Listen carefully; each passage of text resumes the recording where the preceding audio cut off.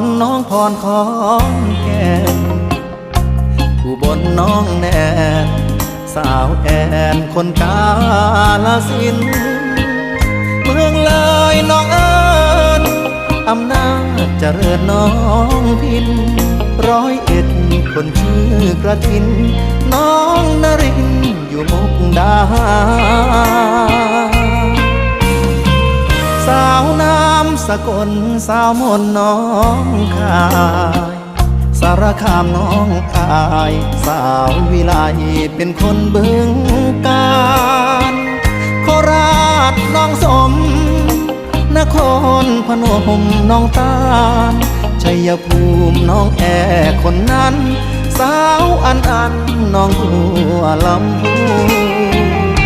คิดฮอดทุกคน